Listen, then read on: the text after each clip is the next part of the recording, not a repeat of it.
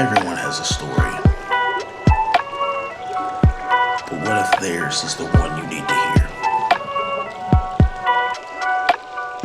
Can't rain all the time. This is Discord Radio. Welcome to Discord Radio. We're your host. I'm Jake, And I'm Skunk. and we've been friends for a few years now. We're going to discuss, some of the stories that we've told each other through those years about, our triumph and our defeat and happy, sad, sunshine and rain kind of shit. So, I guess today we'll be talking to Skunk mostly. We're going to kind of introduce ourselves and let you get a feel for who we are, and we'll go into detail more in the next few episodes about, our life and stuff. Yeah, because we've met many people with unbelievable stories and how they've overcome some of life's most devastating blows. And with that being said, we have decided to tell these stories from the people who live them. That's kind of like what this podcast is. It's firsthand experiences of people's trauma, real people, real shit. And, I think the best thing for us to do to start this off with is to discuss our trauma and our shit. Right. Because how are you going to be comfortable delving into your own trauma if we aren't comfortable delving into our trauma? So, Right. So if you get a feel for us and we can get a feel for each other and kind of understand each other's stories a little bit more, then maybe, we can have more people on that'll feel comfortable telling their side of their stories. yeah, I think it's really what the end game is to just kind of put real out there. Because, we have an overabundance of fake and we have an overabundance of false and misinformation. And, sometimes it just feels good to just really get real. Right. And I think, some people might benefit from hearing certain stories and being able to tell these stories. It seems kind of important. We might have, survivors of different types of trauma, from abuse to negligence and stuff like that, or people that have gone through, tragedy, lost people, whatever, somebody's story is. We kind of want to get to the heart of it and how people deal and kind of overcome those. And with that being said, though, we also don't want you to take this podcast and be depressed after listening to it. So we're going to kind of lighten the mood up in certain situations to kind of just, Right. we want you to benefit from this, and so. Right. We'll talk about the good times and the bad times. Right. And we'll talk about how the human experience kind of learns from both. And how a lot of people have been strengthened from their traumatic experiences, and they became the person they are today. Turn it around and started Right. living a different life. Right. Which I think we'll get into really good with your story. I really like the turnaround that you've had. Yeah, I definitely had a big turnaround. Yeah, And I'm always a big fan when my friends can do something and elevate themselves in one way or another. well, and I think we should start off with you introducing yourself. Like give it us Right. Kind of synopsis of my who story. you are. Right. Right. Well, I grew up with a single mother who had not a lot of boyfriends, but a few. Most of them were kind of dicks and abusive in some way, shape, or form, whether it be physically or mentally, verbally, whatever the, dick was that week. And we moved around a little bit. Kind of stayed in one spot till I was about 14, and then we kind of moved around a good bit after that. I witnessed my mom go through all this stuff, which was kind of hard, and kind of learning that. And I've been, physically abused, sexually abused, that kind of stuff. But I ended up finding a way. I went to Job Corps, found a way out of it, and now I have, a bunch of kids. And You do have a bunch of kids. So Amazing kids, though. yeah, they're great kids. Really smart, really independent. Kind of raised them to be. The things you didn't want them to be. You know Right. what I mean? Like the bad qualities. You knew what you didn't like in the qualities in people, and you've kind of ingrained good morals to kind of. Yeah, that was one thing I wanted to do, is make sure I did raise them differently, and kind of the way I wish I had somebody that was there for me in that aspect, to teach me. I didn't have a father figure to teach me the right road to walk down. So I kind of wanted to be that guy for my kids. Not that that's a special thing, because there's a lot of dads out there that do that, but It is when you special. don't have that, it's kind of a different. Don't take away from your triumphs, though. You know what I mean? Like, That's it. yeah, there That's are it. a lot of dads that are doing that, but the reality is that you're doing it, and And breaking the cycle. right, That's the important right. part. Is That breaking is that cycle. that is And extreme. generational trauma. The pathology, really. You know what I mean? Like, it's just because, like, I mean, ultimately, that's what trauma leads to. Like, there's two results from trauma. You know, hurt people, or hurt people become stronger. Right. You know, and that's kind of what our stories are. That's kind of what the stories we're looking for. You know. And I think that you have more to offer in regards to the triumph and the trauma than you think you do. Like, you know what I mean? That's Like, probably accurate. like I've seen so many different stories and people so when I see other people's trauma, I tend to pull back my own and be like, well, mine's not as bad. But in the words of so many people that have gone through, trauma's trauma. right, You know, no matter how bad or right. yeah. And you're a big inspiration to me. You know what I mean? Like you literally inspired me to be the man that I've evolved into over these few years that we've known each other. So It's odd. I hear that more frequently than I thought I ever would, and it still seems kind of it's kind of odd that when people do like, "Hey, you've helped me a lot." right, I got a lot of it from working at the jail and seeing that kind of right, talking to people, because I'm easy to talk to. I let people kind of vent and tell their story and how they feel, and they'll ask for advice, and I can give you're it. like a fat But Dr. Phil. right. Even though Dr. Phil, anyway. So I always tried to be available when Right. people needed somebody to talk, because people don't always have somebody. Right. So I always tried to be that, and I never wanted any kind of like credit for it. Right. But I get from time to time somebody's like, "Hey, I really appreciated the way you did this, that, or whatever." Right. You're it's humble. You know what I Right. mean? It really Like, does. It humbles me a lot. Right. You know, and I guess I'll take over and introduce myself. So, how do I start this off? So, I come from a long line of, pathology. I was adopted when I was 21 months old from a woman who was adopted herself. So, it's like there's been just a long line of indifference towards they're like, I guess, the child, you know what I mean? And the woman who raised me, amazing woman, I will not use this moment to bash her or bad talk her, because she was an amazing woman. She didn't have to do what she did for me, and she did it, and I really appreciate her for that.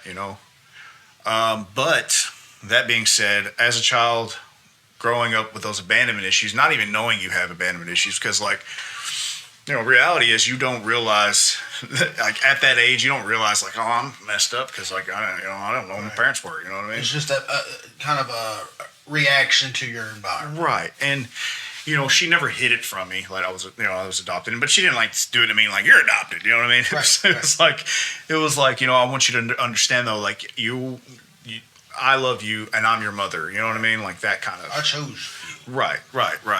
Which is almost like a bigger thing, because she could have left you there. It could have been one of those things where you just grew up in and out of Right, homes. 100%. And being as a child, I had a lot of issues. Okay, so I was in and out of like mental hospitals, in and out of Mary Kendall home, which is like a boys' home kind of. I was in and out of like all of these things. I couldn't stay out of trouble because I was always looking for attention. You know what I mean? I was really attention seeking back then because like I guess that's part of it. I don't know. Kind of feel validated. Right. Yeah. And it progressed, and I lived a really sheltered life as a child. I think because of the situation as it was, my mother felt like the best thing to do was to like keep me as close to her as she could. Right. So as a child, you kind of like you kind of stray away from you don't get to really experience things that kind of mold you at from an early age, you know. And I'll fast forward this because this is just synopsis. We'll get into like the big gritty nitty gritty details later on. You know, I found a family through friends, you know, later on, like as a teenager, and you know, that led me into a lot of interesting situations. It led to drug use, and it led to like a lot of things that put me down a dark path, you know. Right. But the path wasn't always dark, you know, and I was always chasing the light, even on the dark path. Mm-hmm. And you know, that kind of situation put me in an even darker situation, which was jail, you know. Right. And I spent my entire adult life incarcerated. You know, I could count how many years I had on the streets since I turned 18. As an adult man at being 35, you know, I've only had 5 years on the streets. The rest of the time has been incarcerated. So Different lengths of time you did. The right. Varied, but you'd be out for a few months or so. Right, and back then in. back in. It was this vicious cycle, man. Right, and that comes from being institutionalized as a child. Right. Being in and out of these places. Right. That It wasn't for your scary to behavior. me. Right. It almost seems more comfortable to Right. be in than out in those situations. Right, because like I was chaotic, you know, and like that sense of order and structure that those places gave me was easier because like reality is like, you know, you don't have to worry about things like rent or bills or Where your food's going to come from. right, nothing. You don't have to worry about nothing because it's all provided for you. You get 3 hots might on suck and it might not be very good, but Right. it's provided. Right. And so it leads to, I guess, a dependency in its own regards. Right. So And you still get to kind of live your lifestyle the way you want to while being incarcerated. right, Because while they do try to crack down on, you know, this, that, or whatever, drugs or oh yeah, whatever, it still gets in. yeah, prison pockets, man. Right. So with that, like, you're still living your lifestyle how you want to until you get fed up with it. Right. And I ultimately think that's kind of what led to the, I guess I'll say the epiphany. You know, was losing somebody while incarcerated. Like I lost people before, but like I lost somebody really close to me. It was a man that raised me as his own. You know what I mean? And wasn't there for that. And then, you know, couple that with, you know, doing as much time as I did with nothing and nobody was really an eye opener. Like, wow, if I was to die today, I don't think anybody would show up to my funeral besides like my family. Right. And like the people that are almost kind of obligated to. right? Yeah. like who did I leave a lasting impression on? You know what I mean? Like, and I felt like, man, like I really got to restructure some stuff in my life, you know. And then like, you know, we linked up, and it was like, you know, you were an inspiration to me because like, you know, here you are, you struggle, you know what I mean? Like, but you make it work, you know what I mean? And you built a loving home for your family.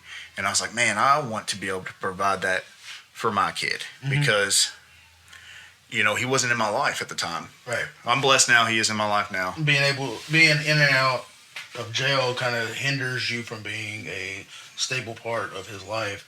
And you see somebody else who can show you what a loving home looks like. Right. It makes it more enticing than it had previously been. Right.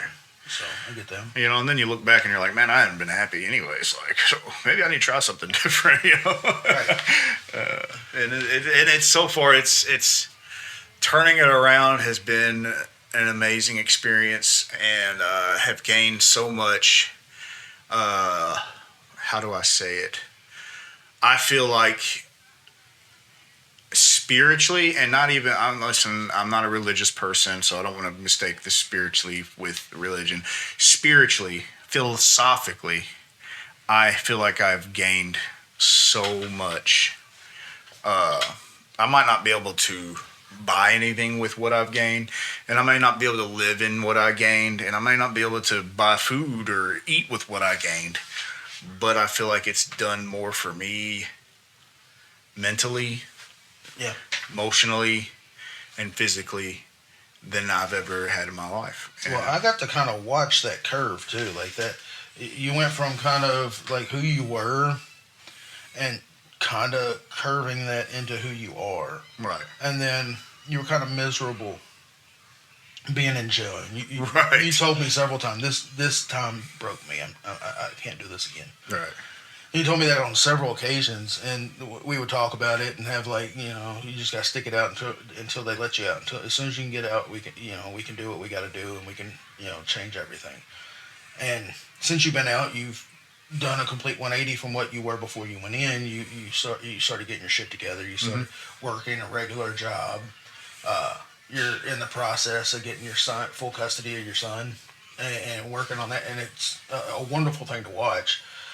And because I knew you could do it, and I always believed in you, because like I knew from day one, after I actually had a conversation with you, that was like, you're not like the rest of the people that you're surrounded by. Right. Because a lot of times those people just want to live in that same routine. They want to keep, as soon as they get out, they go back to that lifestyle. Right. They go back to the same people instead of trying to do the one thing that will help you not do that. And it's hard to do. It's hard to break yourself away from the people that you were around before. But you have to. You have to break that chain and get away from those people, Right. or else you're just going to continue that Cycle. cycle. Yeah. Right? And I don't know how many people I've seen that talk a big game while they're in, but as soon as they get out, they're back in within a couple. Countless. I couldn't count. I literally, I've lost track of the amount of people that Right.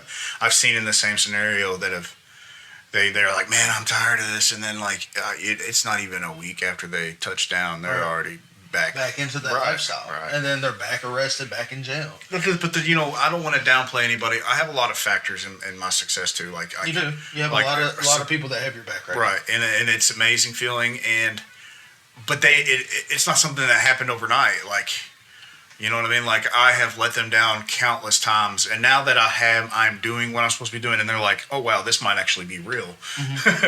They're more on board with it. Right, You know what I mean? 100%. Whereas before it was like, man, I've heard this 100 times. Like, Right. I'll help you, but I'm not gonna like invest in you because like I just feel I've like put so much into Right. it before, and it's not. Right. I've not gotten any fruit from Right. this. And I get that it's hard. I've not dealt with addiction on the same level. I dealt with alcohol addiction kind of early in my life as a teenager into early adulthood, and I kind of stepped away from it for a while, and I was like, I don't need it, and I'm perfectly fine now without it. I can have a beer and it not be a big deal. to Right. me. But like as a teenager, it was like an everyday thing. I had to have it. And Right. then I didn't believe in myself. I didn't think I could get past the bullshit. Right. My past, And, right. and I like to point out, like, again, I'm going to go ahead and, this is my opinion, not a fact. Right. So I'm not currently enrolled in a 12-step program. I'm not in a church. Right. I'm doing this because it's something that I want. And I'm not saying that everybody can do this because, like, for some people, a 12-step program is what they need to pull them out of addiction. 100%. Or they need church. Or They need a higher power. they need something. Like, you know what I mean? Something bigger than themselves. Right. And I want to go ahead and clarify that I'm not... The perks, the benefits, the side effects of doing this is I'm getting my son back in my life. But I'm not doing this for my kid. If that makes sense. And it's myself selfish, but I'm doing this for me because without doing this for me, I won't be able to provide for him. I won't be able to be there emotionally for him. 100%, yeah. So like I'm doing this because it's something that I want. Like, you know what I mean? Right. You have to. That's a big thing. I think before any program will work, before anything like that, you have to want for it to work. 100%. Like, Because if you don't want it, if it's, it almost has to be life or death. You have to want it to that degree. right. Like, if I don't do this, I'm going to die. That's literally the conversation I had with myself. Like, Right. I was like, wow, man, I'm 35, okay? and I have absolutely nothing. I don't have anything. And this is why I was incarcerated, of course. But I'm like, man, I don't have anything, and I've left no legacy behind. My son doesn't know who I am. Like, if I get out of here, say I got out today, if I got in trouble again, I'm gonna do 20 years, probably at least 10 of that. Yeah. Okay, and then get out at 45 with nothing. What 45-year-old? And at that point, what's the point of stopping? What's the point of anything? Why? You know, of course, there's always it's never too late. Right. But the older you get, the more it has to feel like it's almost not worth. Yeah. stopping. At 45, my son would be 22. Right. And like, what 22-year-old man is going to want to be in a father's life that's totally completely ignored him, and you know what I mean? Like, Yeah. I look back at it as me. So my biological father lived in Owensboro. Okay. He never, ever, from birth to his death, which was around 29, gave any effort to ever reach out to or to know me or anything, right? Right. I didn't want anything to do with him because, like, I mean, if you're not going to make an effort, Right. even as an adult, it's not like I can get anything from you. It's not going to be like, oh, well, I need some child support, father. Right. You know what I mean? So, like, I completely understand that Right. point of view because my dad was the same way. I didn't meet him till I was 17, and I didn't want to at that time, but I was kind of forced into it. So right. but my whole thing was he's not tried to reach out to me. Why should I give a fuck at this point? So I get that mentality. Right, and it's like I could literally see that future for my kid, and it's like, wow, that is literally hell to me. Yeah. You know, it would literally be the worst possible scenario for me because it's like I'm just feeding into the negative pathology that has existed for generations in my family. You know what I mean? Yeah. You know, but to get off the me, because I feel like I've been on me for a long time now. The success story is that as of right now, I'm doing well for myself. I'm not the richest man. You know, I got a decent job. You know, but I'm rich in other things and things I've never had before. And that's really kind of what really matters. Right. I mean, it's been said by philosophers and, you know, people like that throughout time, you know, that have, you know, great minds, wisdom and such, that it's not about financial riches. It's about, Right. you know, personal. And like Rene Descartes says, okay, I think, therefore I am. Right. And whatever you choose to focus your locus of control. And for all the people listening that don't know what that is, just Google locus of control. It's a philosophical theory. Your inner condition is in direct correlation with your outer condition, and how you are mentally it's going to manifest itself in your outer, I guess, your environment. You know, because when I was in turmoil, I was miserable and I found myself in the worst places. But when I was at happiest and when I was happy and whenever I had that mental stability, I found myself in the best places. You know, some could try to pin it to, you know, I guess, you know, how do I put it? I'm not trying to bring fringe into this. But, you know, I just feel like we subconsciously and subliminally, we create the prison that we find ourselves in, you know? That's 100% accurate. I don't know how many times like my depression will kick in, and if I'm not medicated or doing the right things to keep myself moving forward, I find myself in these big slumps, and Right. then my environment starts to kind of Deteriorate. Yeah, like I just let everything go, and I don't care. I look like shit, and I feel like shit, and Right. everything's just, you know. Right. So it just and my kids can suffer from that and shit. So I have to constantly be on the, you know, kind of up and up. I have to keep myself pushing forward. And I'm lucky I have a strong, you know, support group. That You keeps do. me- You do. You got. I'm very lucky in that aspect because I haven't always had that. Right. You know, and in some ways I have, and in some ways I haven't. I've And- always had a and you good know- enough support group to keep me from going down the same road you went because it was very easy for me to do those things. Right. And to bring it back in a full circle, like, that's what I'm saying. So, like, whenever you decided, the moment that you made the decision, like, okay, I want something better for myself, my mental health, Yeah. stability found its way to you, is what I'm saying. You know what I mean? Right. 100%. Because, like, you knew that you had to find that stability, and, like, that came to you. Like, I'm not saying, like, it's all magic and, like, you know what I mean? Right. But it's... It is a form of manifestation. Right. Yeah. And not to, like, bring it into all fringe on us. It's one of those things that we're going to wrap up soon with this episode, but we're going to keep going with this kind of theme. And it's important to have those people behind you, you know. And sometimes you might feel like you're alone, but you're not. There's always somebody that's willing to be there to help you. 100%. You know, you just have to be willing to put your hand out when you need it. Yeah, and that's another thing. Like, don't be scared to ask for help. Like, you know, Closed mouths don't get fed. no, they do not. And I'm a firm believer of that. But you know, you also got to understand though that, like, and that's why I'm also going to bring that back up. You got to understand that if you find your situation bad or you don't like the environment you're in, I'm not saying it's your fault. That's not what I'm saying. Right. But you need to look into, like, your inside, what's inside you, because a lot of times, you know, we put ourselves in bad situations because we don't think we deserve better situations. 100%. Yeah. And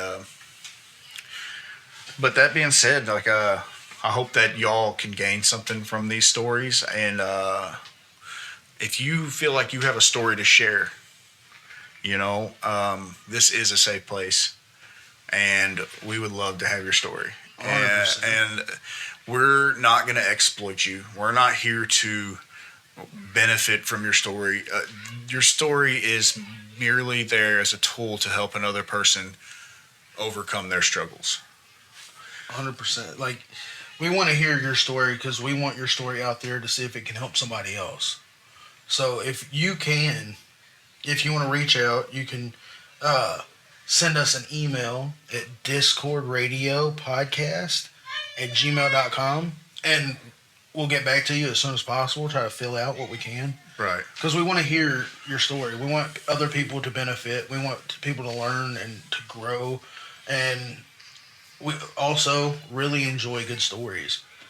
And sometimes the best stories, you know, have to go through some shit. Right. Nobody wants a story that smells like roses. Right. Also not believable if you're like, my life has been perfect from birth. Yeah, I would be scared of that person. Yeah, they probably had everything handed to them. Right. It's probably a little uncomfortable. You know? They probably don't believe in bad times. Right. They talk to us, they're slumming. That's accurate. So we're going to wrap up this episode, and we'll the next few episodes will be Skunk telling his stories and going more in depth about stuff, and we'll learn more about his triumph through tragedy. And then after that, because he tried to, like, skate by, we're going to learn about Jake's triumphs through tragedy. Yeah, And we're going to go in depth telling these stories, and we're going to try to get, you know, I'll get more, you know, family members on and people that we know and to fill in. But if we can get y'all to get a hold of us, and we would love to hear your story. well, I will say this. Can't rain all the time. Later.